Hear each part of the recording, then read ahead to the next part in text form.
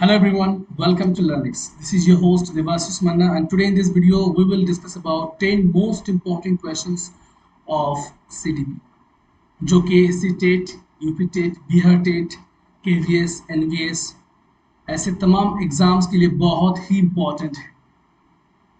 तो चलिए स्टार्ट करते हैं क्वेश्चन नंबर 1 से।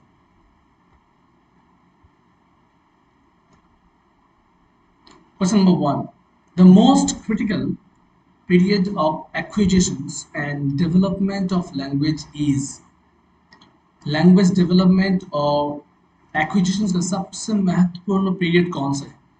फोर ऑप्शन दिया गया आपके यहाँ।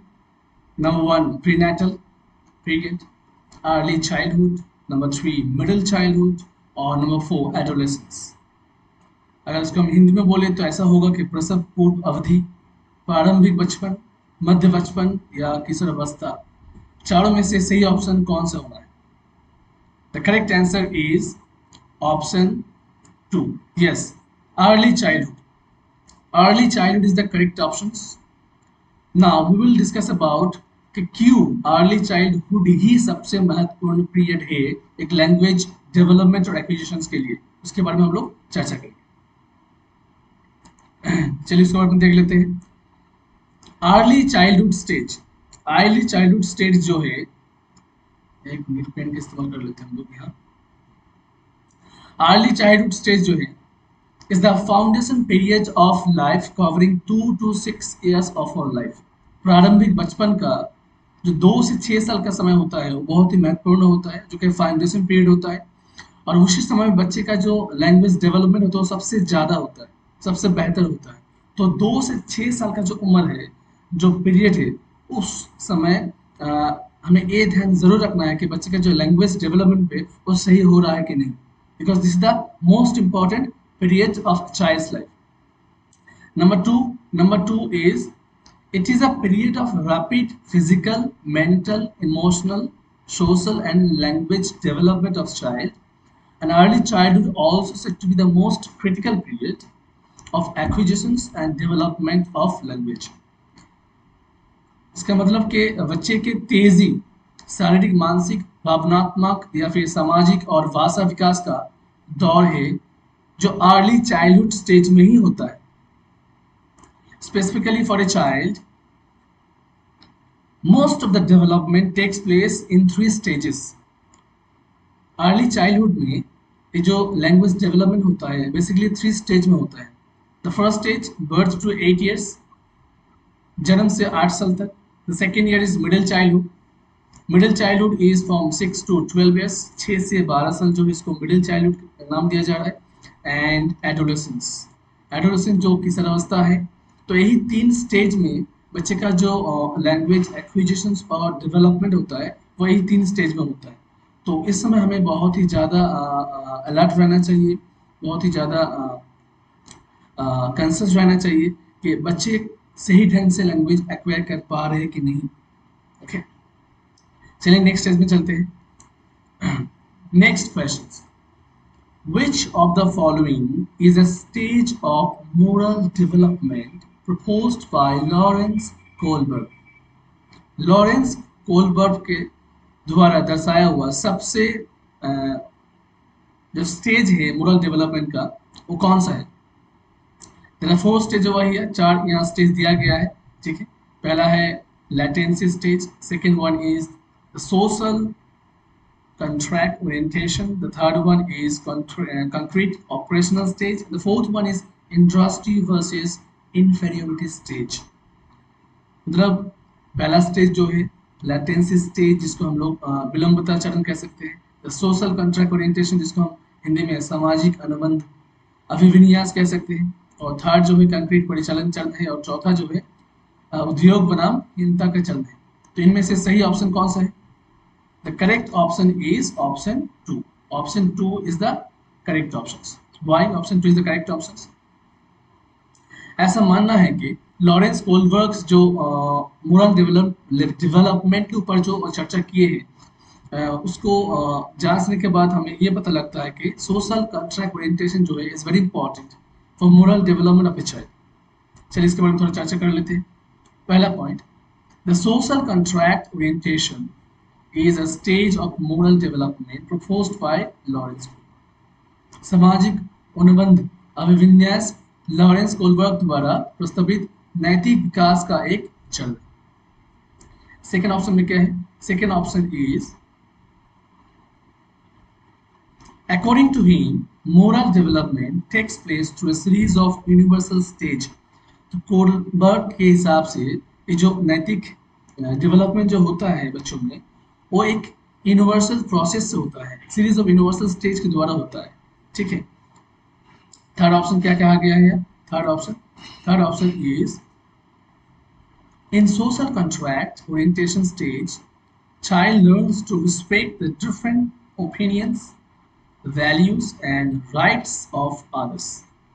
तो सामाजिक अनुबंध अभिविन्यास चरण में बच्चे जो है दूसरे की विभिन्न राय, मूल्य और अधिकारों का सम्मान करना सीखता है। So that's why this is the correct answer, the social contract orientations। चलिए थोड़ा नेक्स्ट क्वेश्चन की तरफ बढ़ते हैं। The next question is, during classroom discussions, a teacher often pays more attention to boys than girls। Classroom times के समय, classroom discussion के समय अगर कोई टीचर बॉयज पे ज़्यादा ध्यान दे रहा है या फिर गर्ल्स पे ज़्यादा ध्यान नहीं दे रहे तो क्या है वो चीज़? So there are four option, चार ऑप्शन यहाँ दिया गया। पहला ऑप्शन है जेंडर बायस, सेकंड ऑप्शन है gender identity, third option is gender relevance and the fourth option is gender constancy. तो चार में से सही ऑप्शन कौन सा है? The correct answer is gender bias. Why and what is gender bias? अभी हम लोग चर्चा करेंगे जेंडर बायस क्या है और क्यों इसको जेंडर बायस कहा जाता है। तो देख लेते हैं। Gender bias refers to a preference or prejudice towards one gender over the other। लिंग पूर्वाग्रह जो होता है एक लिंग के प्रति दूसरे पर वरीयता या पूर्वाग्रह को संदर्भित करता है। That's why it's called gender bias। ठीक, generally gender bias has been used in discourse where males are preferred over men। अगर क्लासरूम में टीचर्स बॉयज पे ज़्यादा ध्यान दे रहे हैं या फिर गर्ल्स पे कम ध्यान दे रहे हैं तो this is called biasness. Biasness मतलब किसी का पक्ष लेना, किसी का पक्ष ज़्यादा ले लेना, and that should not be in the classroom. Classroom में ऐसा जेंडर बायस नहीं होना चाहिए। Now we should treat each and every children, each and every student equally। Treatment सभी के लिए इक्वल होना चाहिए। Okay, then the classroom atmosphere जो है वो और बेहतर हो पाएगा, बच्चे का जो लर्निंग एटमॉस्फेयर है वो ज़्यादा अच्छा हो पाएगा और children will be able to accommodate themselves in that atmosphere to learn better, isn't it? Third option क्या है? Accordingly if during class discussions teacher often pays more attention to boys than girls then it is a clear case of gender bias। तो लिंग पूर्वाग्रह क्या है ये उम्मीद करते हैं सभी को समझ में आ गया होगा। We should never be biased to any kind of situations when we are playing the role of a teacher। शिक्षक का रोल अगर हम पालन कर रहे हैं या फिर उसका रोल निभा रहे हैं तो हम लोग को कभी भी बायस नहीं होना चाहिए। We should always be neutral to each and every child ताकि दूसरे बच्चे को डिप्राइव्ड फील ना हो। ठीक है, नेक्स्ट क्वेश्चन के लिए हम लोग चर्चा कर लेते हैं। Which of the following is an effective strategy to reduce children's gender stereotyping and gender role conformity? ठीक है, चार ऑप्शन है आपके पास। पहला ऑप्शन है discussion about gender bias, option 2 emphasizing gender specific roles, option 3 gender segregated playgroups, and option 4 gender segregated seating and arrangement। चार option में जो हम लोगों को मिल रहा है यहाँ पे वो है एक लिंग पूर्वाग्रहों के बारे में चर्चा, नंबर 2 जोर लिंग विशिष्ट भूमिकाओं पे दिया चाहिए, नंबर 3 लिंग अलग खेल समूहों में और चौथा है लिंग अलग बैठने की व्यवस्था। तो the correct answer is option 1। Option 1 is the correct answer because question था कि which of the following is an effective strategy to reduce children's gender stereotyping and gender role conformity। अगर जेंडर स्टीरियोटाइपिंग और gender role conformity को हम लोग effectively manage करना चाहते हैं और रिड्यूस करना चाहते हैं, हटाना चाहते हैं, तो this will be the best option. Discussion about gender bias के बारे में चर्चा किया जाए। तो अभी हम लोग चर्चा करेंगे डिस्कशन अबाउट जेंडर बायस क्या होना चाहिए। ठीक है, discussion about gender bias is one of the most effective strategies that helps in reducing children's gender stereotyping, gender role conformity। मतलब लिंग पूर्वाग्रह के बारे में चर्चा सबसे प्रभावी रणनीतियों में से एक है जो बच्चे के लिंग स्टीरियोटाइपिंग, लिंग भूमिका अनुरूपता को कम करने में मदद करती है। एंड इट्स वेरी इंपॉर्टेंट, बहुत ही इंपॉर्टेंट है कि क्लास में हम हमेशा न्यूट्रल रहे, इक्वल टू ऑल रहे, the attention to each and every child should be equal. हर एक चाइल्ड के बारे में, हर एक चाइल्ड के प्रति, स्टूडेंट्स के प्रति हम लोग का जो अटेंशन है वो एकदम इक्वल होना चाहिए, so that not a single student feels deprived, किसी को ये ना लगे कि हमें कम ध्यान दिया जा रहा है। Okay, it helps to build a better atmosphere in the classroom.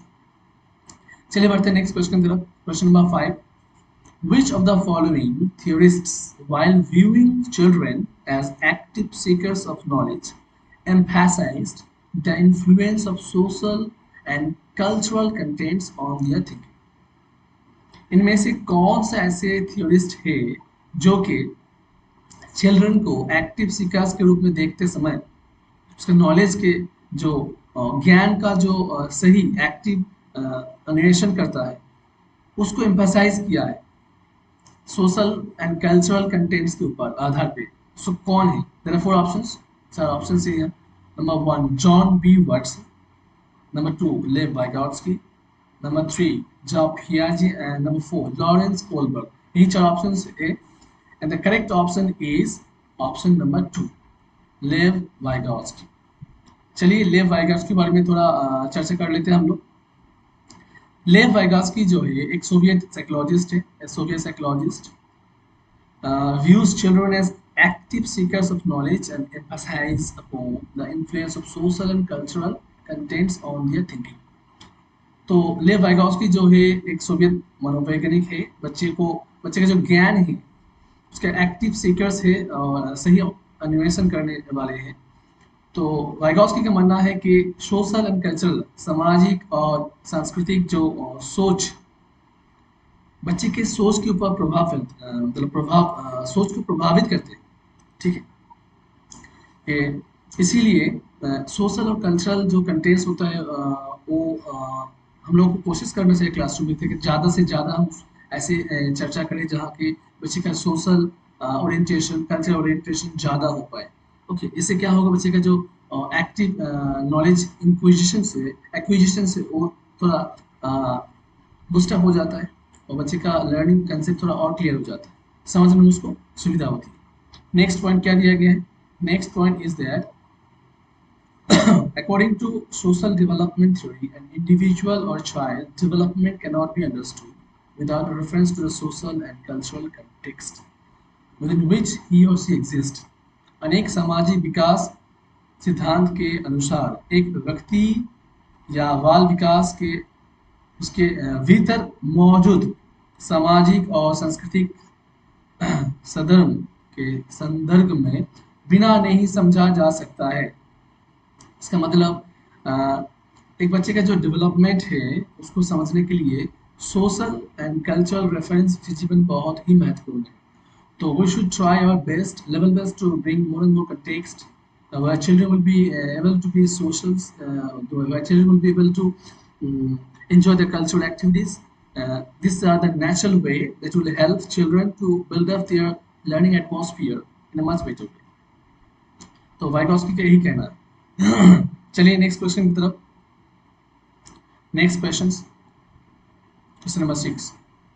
Question number 6 है कि while working on a jigsaw puzzle, 5-year-old Najma says to herself, "Where is the blue piece?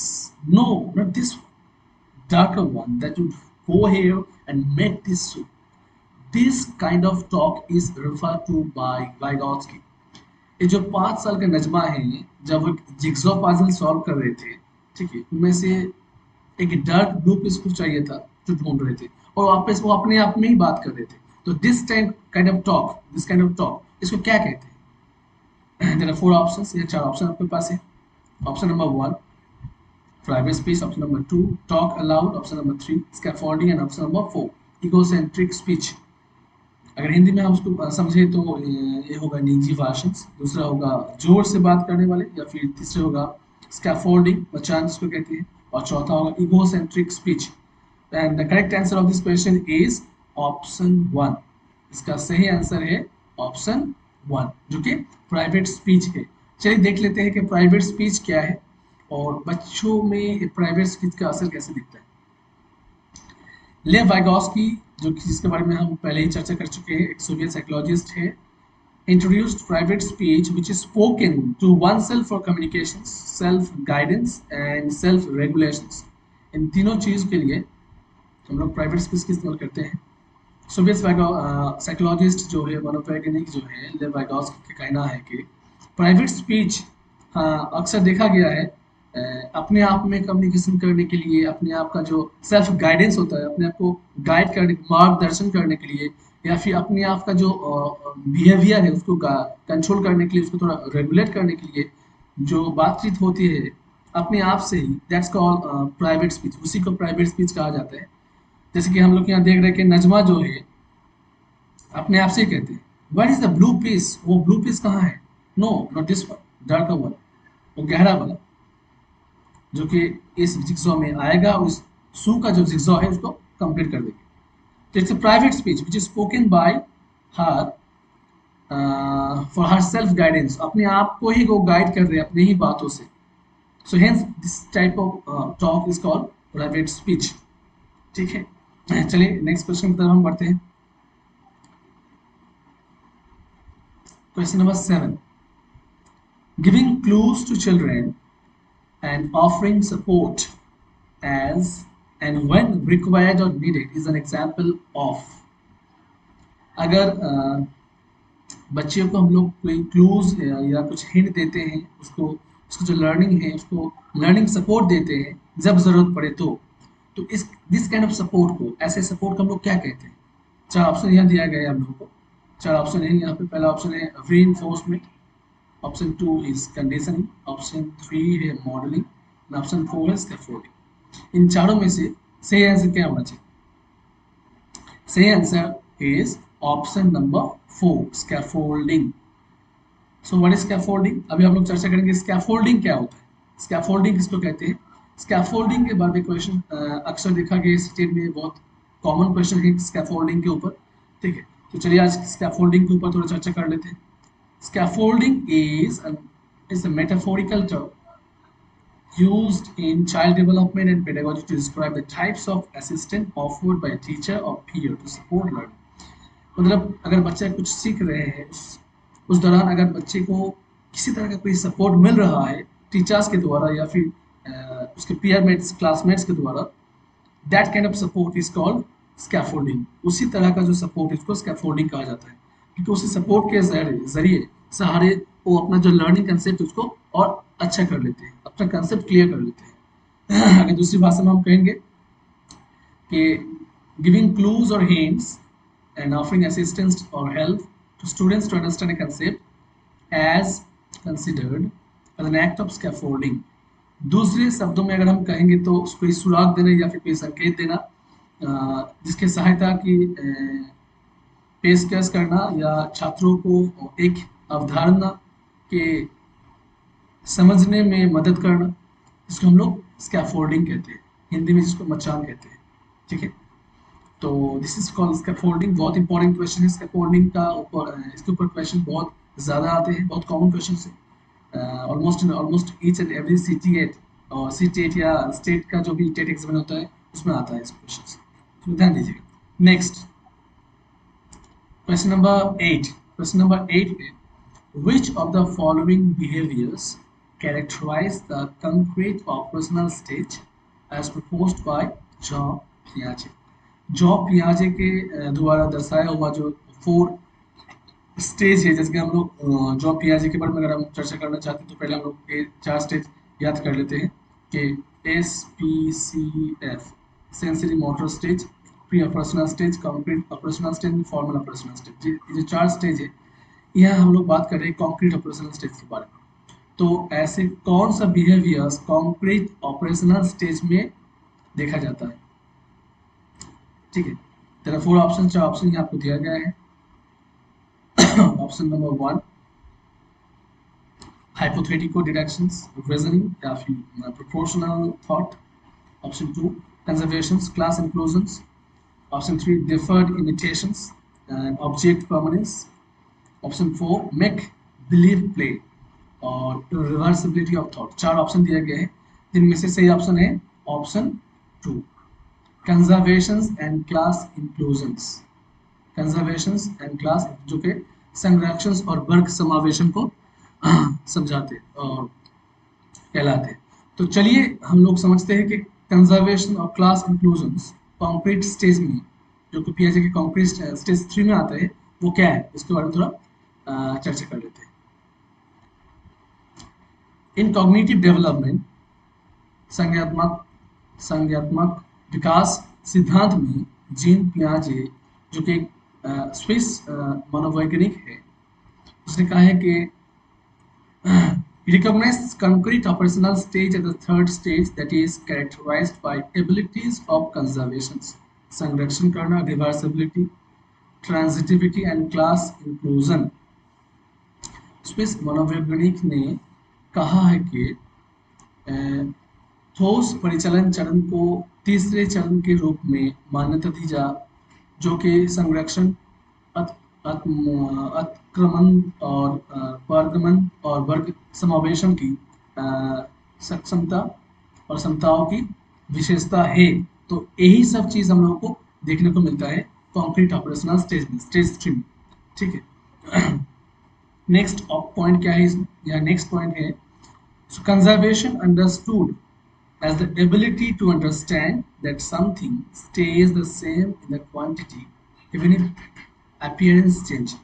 अगर appearance change भी हो जाता है, so conservations को हम ऐसे समझ सकते हैं कि एक ऐसा सक्षमता, समझने का एक ऐसा सक्षमता जो कि एक ही रहता है, एक ही जैसा रह जाता है क्वांटिटी में, परिमाण में एक ही जैसा रह जाता है।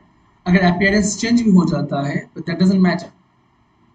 ठीक है, क्लास इंक्लूजन क्या है? Class inclusion refers to the ability to classify and identify things in various different categories.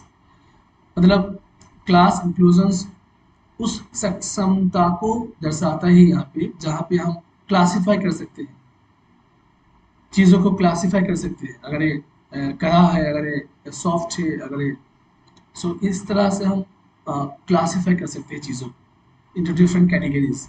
ठीक है, वर्ग समावेशन जिसको कह रहे हैं क्लास इंक्लूजन, वर्ग समावेशन विभिन्न क्षेत्रों में चीजों की वर्गीकृत करने और पहचानने की क्षमता को संदर्भित करता है। So this is conservation and class inclusions. Okay,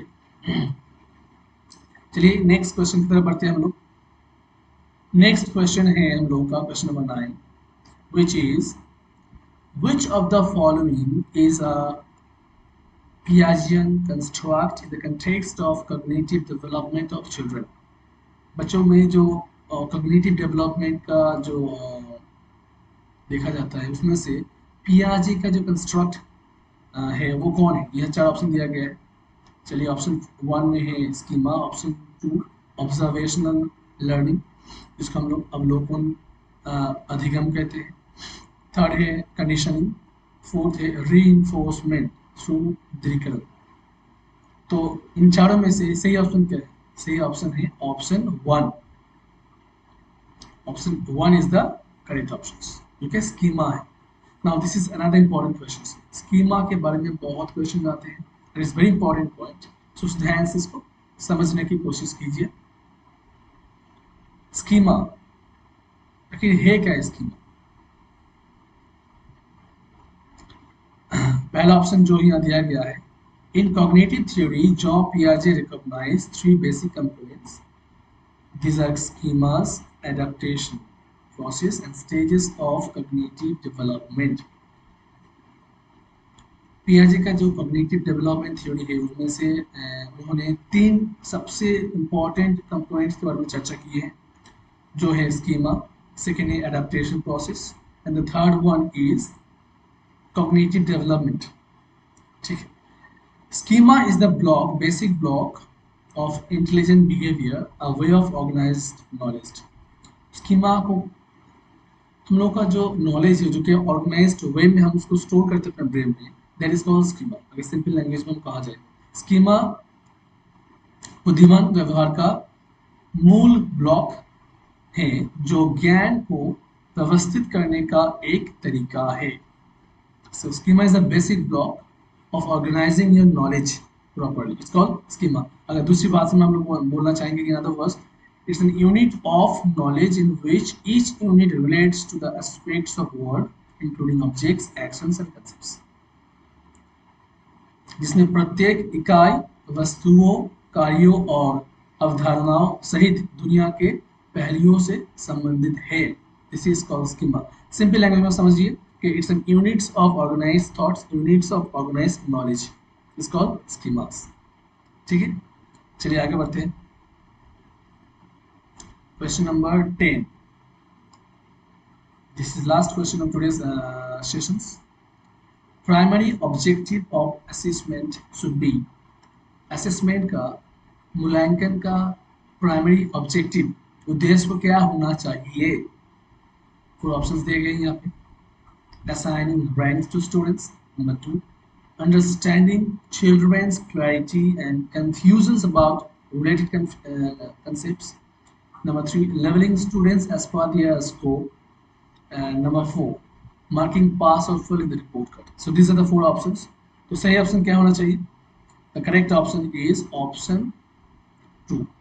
Understanding children's clarity and confusion about related concepts.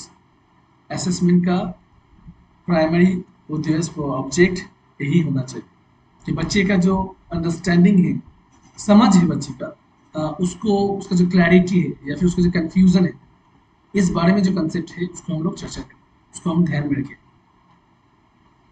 चलिए इसके बारे में थोड़ा चर्चा कर लेते हैं. Understanding children's clarity and confusion about related concepts के बारे में थोड़ा देख लेते हैं. The primary objective of assessment should be to improve students learning by understanding the students clarity and confusion about a concept. बच्चे की जो भी चीज़ हम सिखा रहे हैं, उस लर्निंग का, उस कंसेप्ट का कितना बच्चे ले पा रहे हैं, जैसे कितना अच्छे से ले पा रहे हैं, उसका क्लैरिटी कितना अच्छे से जा रहे हैं, या फिर उस कंसेप्ट के ऊपर के बच्चे के मन में कोई कंफ्यूजन रह जाता है, तो उसको हम कैसे दूर करें. तो मूल्यांकन का प्राथमिक जो उद्देश्य है, एक अवधारणा के बारे में छात्रों की स्पष्टता और भ्रम को समझकर छात्रों के सीखने में सुधार करना होना चाहिए. यही हम लोगों को उद्देश्य होना चाहिए. जैसा अगर बच्चे में कुछ टॉपिक लेके, कुछ कंसेप्ट लेके कंफ्यूजन है, अगर उसमें उतना क्लैरिटी नहीं आ रहा है, तो हमें उसको दोबारा पढ़ाना चाहिए, दोबारा उसको डिस्कस करना चाहिए बच्चों के सामने. अगर स्ट्रैटेजी बदलना पड़े तो बदलेंगे हम लोग स्ट्रैटेजी, ताकि बच्चे उसको आसानी से समझ पाए. And when they will be able to understand that concept properly, then only we will have the expected feedback from them as well. तभी ना हम लोग उन लोगों से एक्सपेक्ट करेंगे कि वो अच्छा feedback they. So that's very important कि बच्चे का जो कंसेप्ट है, सीखने का जो लर्निंग है, वो क्लियर रहे और उसमें कोई कंफ्यूजन ना रहे. तो finally we have completed 10 most important questions in this video. आज इस वीडियो में हम सबसे महत्वपूर्ण 10 PY की कर ली है CDP के ऊपर, बाल विकास के ऊपर, जो कि CTET, KVS, MPS के लिए बहुत इंपॉर्टेंट है. If you like this video, please don't forget to like, share and subscribe, and please share the video with your friends in your study groups, in your social media handles. And अब लोग हमसे social media handle में जुड़ सकते हैं. ठीक है. In Twitter you can join us with at DMAT Learnings. In Facebook you can join us with Devasi sir, and Telegram, you can also join us in the name of learnings. उम्मीद करते हैं कि ये video आपको अच्छा लगा होगा। कोई भी सुझाव है आपकी तरफ से, कोई भी सजेशन है, please don't forget to write in the comment box. And please like the video, if you like please subscribe and please share the video as well. और साथ ही साथ इस वीडियो का साथ साथ बाकी जो सीडीपी का जो सेट 1, 2 और 3 का वीडियो है, उसका लिंक हम डिस्क्रिप्शन बॉक्स में दे देंगे। और साथ ही साथ इसकी पीडीएफ हम कोशिश करते हैं जितना जल्दी हो सके इसकी पीडीएफ भी हम अपलोड कर लेंगे टेलीग्राम में। तो वहाँ भी जल्दी जल्दी जुड़ जाइए ताकि कोई भी अपडेट आपसे मिस ना हो। आज के लिए इतना ही। Have a good day. Thank you very much.